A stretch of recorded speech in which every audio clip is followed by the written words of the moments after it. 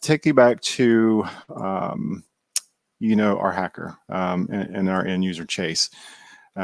So we've gone through a few different scenarios. We've gone down many of the avenues of identity. We've talked about privilege, governance. Josh talked at length about, some of the insider threat areas, assuming that they make it in. But Ahmed is going to take us through a little bit more. He's going to cover two topics, right? So he's going to talk a little bit about the traditional next generation firewalls. He's going to talk about Fortinet's EDR solution, Forti EDR. So I'll turn it over now to you, Ahmed. So, please, brief introduction, and then I'll let you get into the content. Looking forward to it. Of course. Thanks, Johnny. Can you guys hear me well? Yes, sir. You look good. Sound good. Excellent. Thank you. So, hey, guys, my name is Ahmed Usmani. I'm a senior sales engineer here at Fortinet. Just a little bit of a background. I've been in the endpoint space for a number of years. When I say that, this is my fifth endpoint vendor. I have been in the signature space. I've been in the sandbox space. I've been in the AI machine learning space. I've been in the pure play EDR space. And finally, I've been here at Fortinet just roughly about 9 months or so. So today, what we will be talking about is Fortinet's Forti EDR solution. So what changed? What happened? Fortinet actually acquired a company about roughly about a year ago, and that company was called Ensilo. And that company did something unique in the EDR space. In order, there is a lot of noise in the market about endpoint vendors. I mean, last I checked, there were over 100 different endpoint vendors out in the space. So in order to understand how we function as compared to the rest, I think it'll be really helpful to go over what the challenges are with the endpoint security world, right? So if you look on my screen over here, from left to right, this is the anatomy of an attack in simple steps, right? So from when an attacker gets in to when an attacker has done his damage, general consensus in the industry is you pick up the Verizon report, they say 190 days. You pick up any other report, they say 60 days to 100 days. The point is the attacker's within your environment for roughly a number of at least 3 months before someone actually finds him or removes him from your environment. Now, in order to work on this, in order to find out how this actually happens, endpoint security vendors were created. Initially, it started off with your signature-based AV technologies. Signature-based filter the known bad. If I have a signature for something, I will prevent it. Everything else is fair game. So if I don't have a signature, I'll allow that to run. That's when the industry gravitated towards sandbox technologies. Now, sandbox technologies are still extremely, extremely effective, and so are signature-based, but there are a couple of drawbacks between all these technologies. Signature-based completely misses something it doesn't have a signature for. Now, the sandbox technology, it takes time. In order to detonate a malware in a sandbox environment, it takes roughly 8 to 10 minutes, right? And we're still at the pre-infection stage, the real-time pre-infection stage. Now, that's where the entire industry gravitated towards your next-gen AVs, right? And next-gen AVs are excellent. What you do is they use supervised machine learning. You feed the machine 1 billion bad files, 5 billion bad files, and say, hey, find all the commonalities between them. So, which they do. Now, what ends up happening is any polymorphic version of the same malware, they are easily detected. But when it comes to true 0 days, NGAVs sort of miss it, right? Because they haven't been trained to detect those. And we see time and time again, right? Companies with millions and millions of dollars in security budget, they are using the best of breed solutions, and they still end up getting compromised. They get hit with a ransomware attack, etc. Because of that, the entire industry just roughly about 5-6 years ago, the entire industry just threw up their hands and said, look, we're going to not focus on prevention. Yes, prevention is extremely important. We are going to prevent everything we know. We'll couple a signature-based AV with sandbox with the next-gen AV, and we're going to protect you from 99.99% of the threats. For the 0.1% of the threats that are remaining, what we're going to do is we're going to be the collector, sensor, agent, whatever you call it. Every company has a different lingo. At the end of the day, it's an agent, right? Uh, we'll have an endpoint. We'll have an agent on your endpoint, and what that collector or sensor will do is it will collect everything that's happening in your environment. Every time your user opens Chrome, every time he goes to a website, every time he copies a file from one place to another. You look at different EDR vendors; they collect different things, but for the most part, all of them are collecting a couple of different things, and that is a lot of data. It's basically like hoarding data. If you can just imagine from your one user, all the activity he's doing in a day is being collected. Now, it is the job of the security analyst in the organization to be able to do obviously some EDR vendors do a little bit of automation and detect certain behaviors, but at the end of the day, it is the job of the security analyst to be able to threat hunt within the environment and try to find out what's going on if there is something malicious truly happening, right? And 99 times out of 100, there's nothing really going on. And what the point I'm trying to make with that is all the data that you are collecting, and if you are constantly hunting for stuff and you're not finding it, because the attacker is not there, you sort of get desensitized to it as well, right? That is human nature. It depends on your morning cup of coffee, and you've run this query every day for the last 100 days. That one day where it shows something and it's slightly different, instead of svchost.exe, it's scvhost.exe, you'll miss it. That's generally how it works. Now, we're in the post-infection space, in the post-infection stage, where we're trying to detect a threat.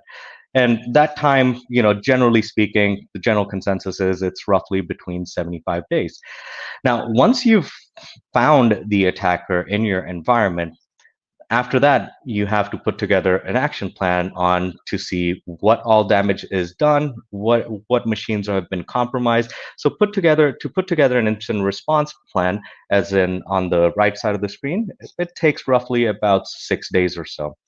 So from the time when something actually happened, when the attacker got into your environment, till the time when you have kicked him out, hopefully before any real damage is done, this is roughly about 3 months.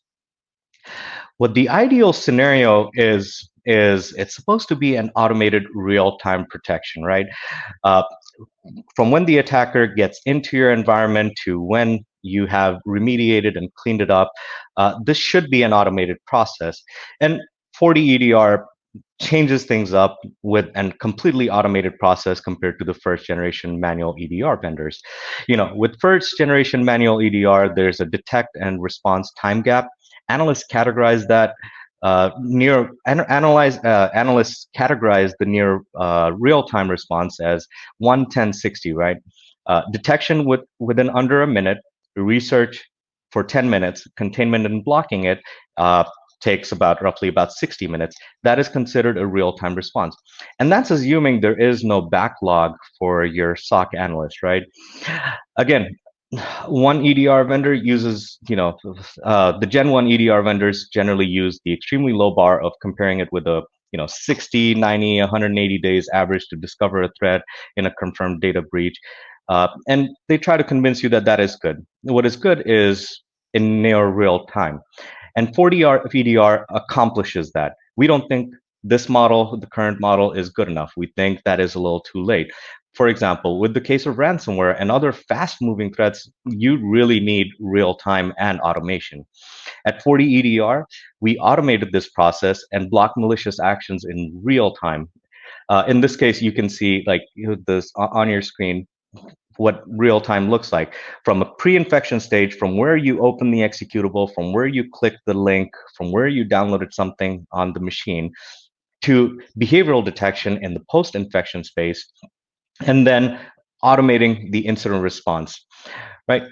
And with our patented code tracing technology, we can help you trace back the chain of events. So when you do threat hunt and when you are investigating, you're not working on a live wire of a ticking time bomb. We've already prevented this. We give you the ability to look through it and figure out if this is good or bad. 40EDR actually functions at the kernel level, which is, I can't believe no other vendor has thought of that. It is our patented technology. What we simply do is, for the pre-infection space, we have a certified machine learning-based next-gen antivirus, right? This is top three with NSS Labs. NSS Labs gave 3 vendors a AA rating. We're one of them. AV Comparatives, avtest.org gave us 100% block rate. But being in security long enough, we know that if it's 100% today, it might be 99.9% tomorrow.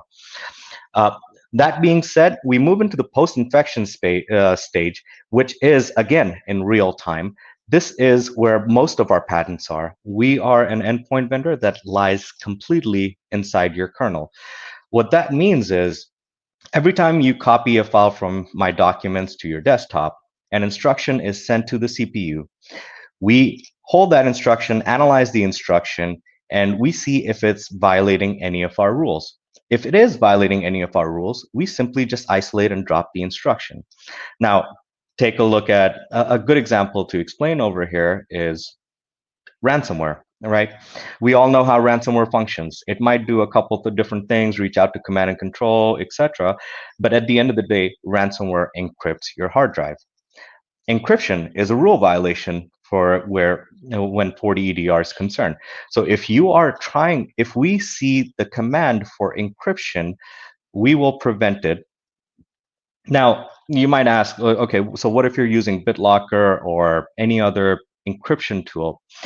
Yes, for any of these encryption tool, 40 Cloud Services automatically makes exceptions for stuff we know are good.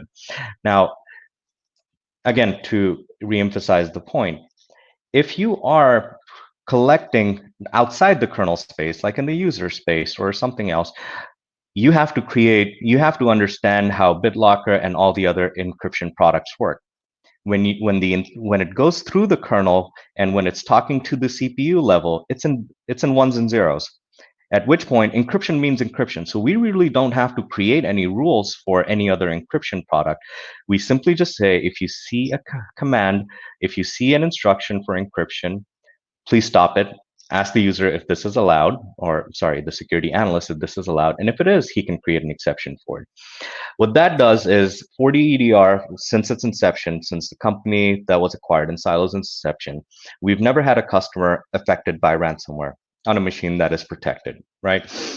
Now, we do this in absolute real time.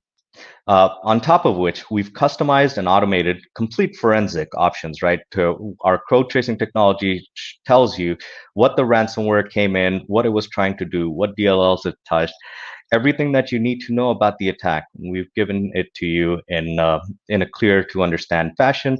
And not only that, we're not just giving you the event. We are actually prevention first technology. So we have prevented all the bad behavior in your environment. Now, I'm going to talk a little bit about 40EDR over here. I just explained how it works, how we differentiate with the other vendors in the market. We are in real time. And in order to be real time, how does this work, right? How does 40EDR work? So we are an AI-driven security operations model. The first thing any product needs to do is it has to reduce the attack surface. Then it has to prevent everything that's coming in, making sure that only the stuff that is absolutely necessary or the stuff that does not have any malicious behavior is allowed. After which you have to detect and you have to be able to diffuse it. And then you have to extend the response as well. So how do we do asset discovery in our environment, right? So 40EDR is also used as an asset discovery tool. It does an assessment of your endpoints, does virtual patching. We do virtual patching in a slightly different way than other vendors, right? Since we reside completely in the kernel space, we are fully privileged to your entire communication stack, your memory stack, all the CPU instructions going back and forth. So how we do virtual patching is a little bit different. It's not a software patch. What we simply do is we say, hey, these are the software that's on your endpoint. These are the certain versions that have, or certain products that have vulnerabilities. What we do is we simply just block the communication for those applications. In order for an attacker to exploit a vulnerability, he's got to communicate with it first. He's got to exploit it. If he can't communicate, it can't be exploited, right? And so FortiEDR, since we are sitting on the in the kernel space, we allow communication only to applications that you have set up, or we can deny communication to the applications you want. It can work. It works both ways. Most of our customers use us as, hey, if we find vulnerabilities, we will block the communication for those. What this does is it greatly reduces your chances of getting exploited, right? It is attack surface reduction technology. Now, in order to, we can also find out all the rogue and IoT devices within your environment. We can find all the machines that do not have a FortiEDR collector installed on them as well. The second thing we need to do is real-time prevention. As I mentioned, we are a signature-based. We have a next-gen AV for pre-execution, right? Pre-execution means something that you download, something before you've double-clicked on it, right? So we have an NGAV for our pre-execution prevention. It is obviously real-time. It is based on machine learning and AI. It is kernel-based next-gen antivirus. We are connected to the FortiCloud services. Feeds are continuously updated. It is real-time automated prevention.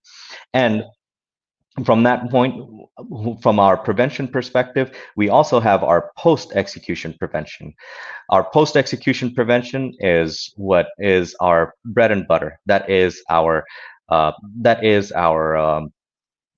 code tracing technology, our kernel level driver from a behavior perspective.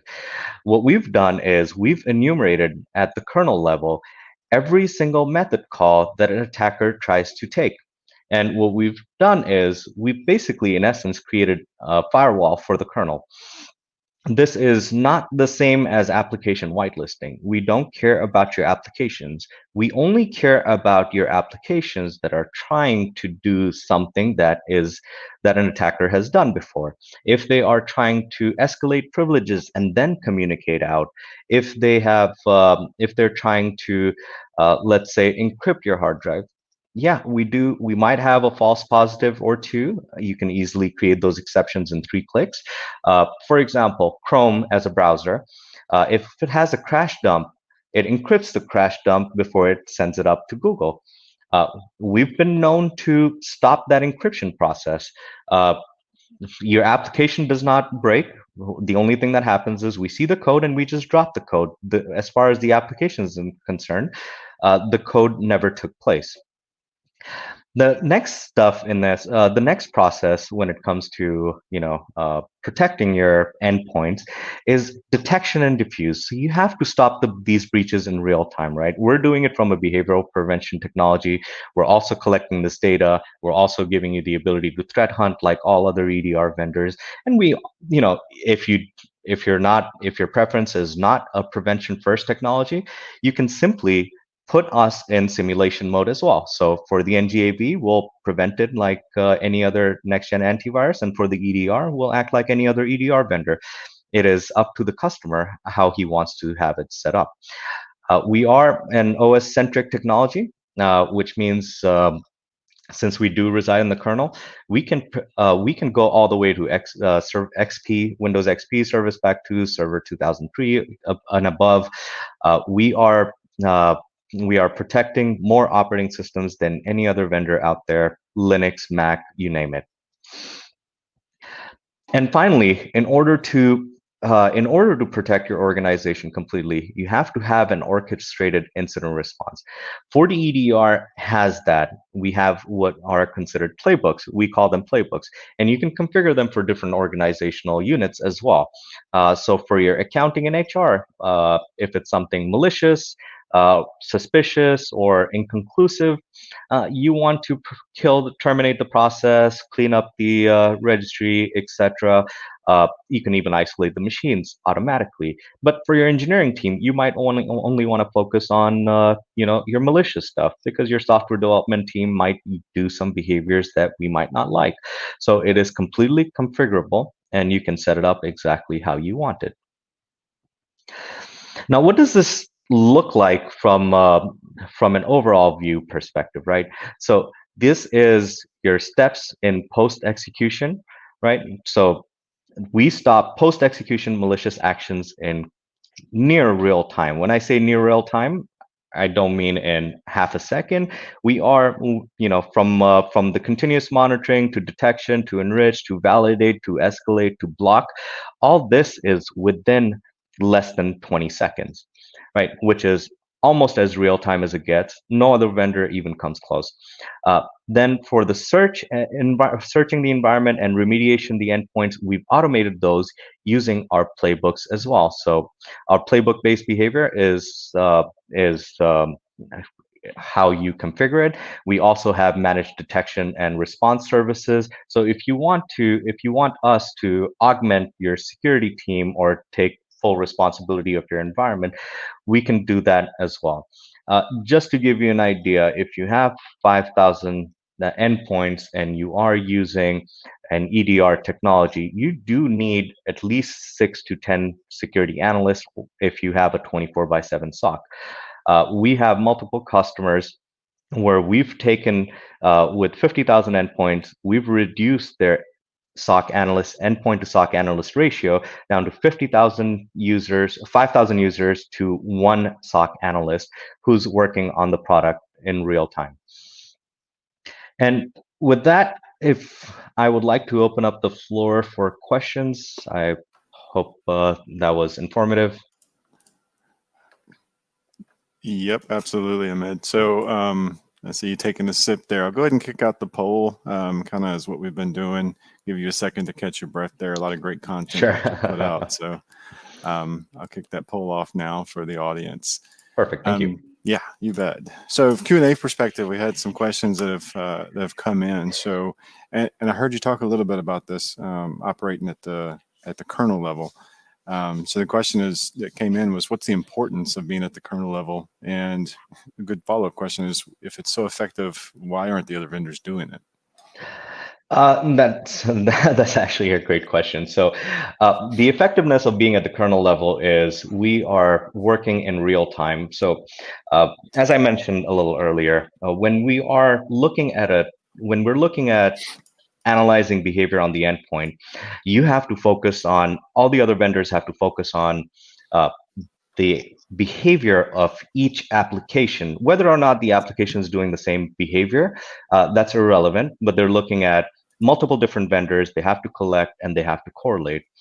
Being at the kernel level, we see this from a base technology perspective, right? In bits and bytes. Encryption means encryption. Copying, deletion means deletion, right? It doesn't matter what software triggered it.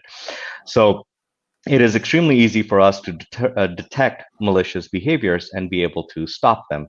Now, as far as why other endpoint vendors haven't done that, this is my fifth endpoint vendor. I used to be with a pure play EDR vendor before this, and this was the part of the technology which really, really piqued my interest. And my sales rep was trying to pull me over here, and he gave me an endpoint and said, "Hey, test it out. If you can get something past it, don't accept the offer." And I wasn't able to, and it was in real time. I can't tell you how many ransomwares have detonated on live machines, and never had a brick system, and I did this for a living. Yeah. So that's a tough one to ask. I mean, I understand, but that was the question that came in. So a couple more that came in. Can you talk any about the integration that exists between the FortiGate firewalls and FortiEDR? Of course, ever since Fortinet acquired us, Ensilo used to be Fortinet Fabric partner anyways. After Fortinet acquired us, right now the playbook options that I mentioned, we do a lot of automation and orchestration as well. 40 sandbox integration is already there. 40 gate integration is already there. If you see a bad IP, send it to the 40 gates, and it's a dynamic IP list which will block all those. 40 NAC integrations going to be here within the next 2 weeks, which basically means it's network access control, right? So all those integrations are coming in, and all those are automated through our playbook. So what we want is a single pane of glass where a single one-stop shop for your endpoint solution where you come in and you can take care of all of that. I see in the polls, most of the customers believe that EDR and AV are absolutely necessary. I completely agree with you guys there. And that's why we have an NGAV and an EDR solution with a prevention first methodology. Perfect. Yeah, I was gonna kind of monitor those results and see if you had any take or any opinion there.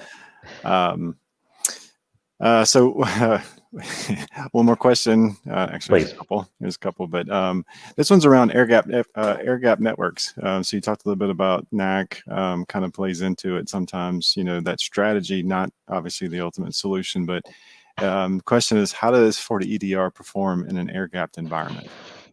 That is an excellent question. So, most endpoint technologies require a little bit of the cloud, right? Because they are collecting so much data, because they have to analyze all the behaviors, they require cloud services or cloud automation, cloud threat hunt, etc., threat feeds. FortiEDR, since we're in the kernel space and we're analyzing bits and bytes, if I was to take a laptop, put FortiEDR on it, and take it completely offline and run all the ransomware I want, our protection level does not change at all.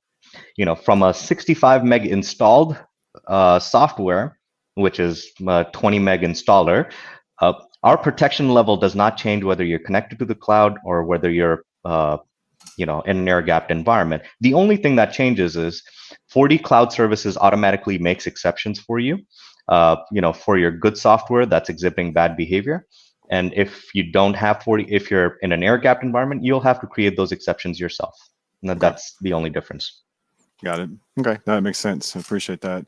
I'll take another quick peruse here, make sure I've got all the Fortinet questions answered. Yeah, I believe that's it, all the pre-submitted and the ones that have come in. So great presentation, Ahmed. Appreciate you taking us through that, talking about some of those differentiators, kind of easy to see from our example with Chase, how things have happened, how they progressed along the way, and then obviously how your solution can kind of fit into that and help with that layered protection story.